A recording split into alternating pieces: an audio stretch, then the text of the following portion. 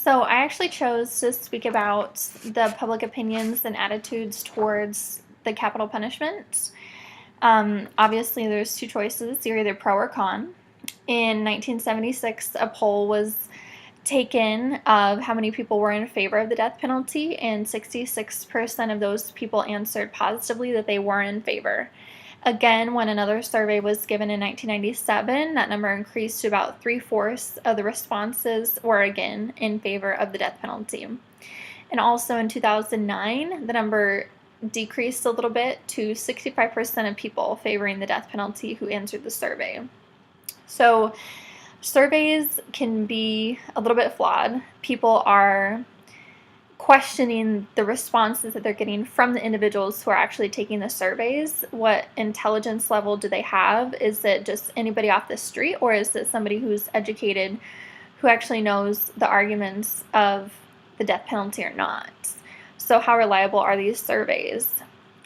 Also, a man named William Bowers did some research on giving people the choices of, okay, would you rather a criminal have life in prison without the possibility of parole, or the other choice is the death penalty? And ironically, most people answered positively that they felt criminals should be given life in prison without parole, which is ironic that they answer one way in surveys that they're pro, and when given other options, they would rather give the lesser punishment to the criminal.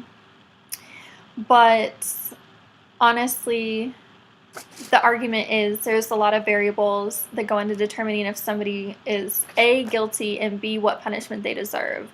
It depends on the crime, the variables, the characteristics, the manner in which it was committed, method, intensity. Was it a crime of passion? Was it a crime of opportunity? Was it premeditated? Was it not?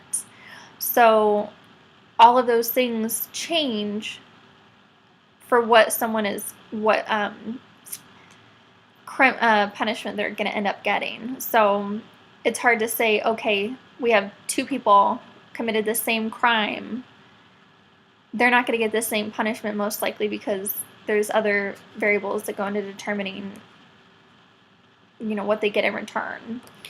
So either way you look at it, money will be spent either housing people who are on death row or people who are serving a life sentence. So normally people who are on death row are on their first several years because they're using up appeals and trying to get their punishment reduced, which is fine. They're entitled to do that, but of course it's a little bit spendy because they're wasting all these years trying to beat the rap. But for the victims of these crimes, it wasn't fair that their lives were taken. So why should any courtesies be extended to criminals? If they committed that crime, they should get it reciprocated right back to them. So if you think about taking a life, then there should be no second thought about taking yours. An eye for an eye type of deal. So it's a mixed bag, definitely, when it comes to the death penalty, and not all states have it. So obviously a big issue there. Not everybody sees eye to eye on that. I myself am in favor of the death penalty, even though it is more costly. Giving a family peace of mind and justice for their family members and victims that they know of murders, that's priceless. We owe it to the victim who can't speak for themselves. And if that means taking the life of their attacker and murderer, then so be it. So that's all.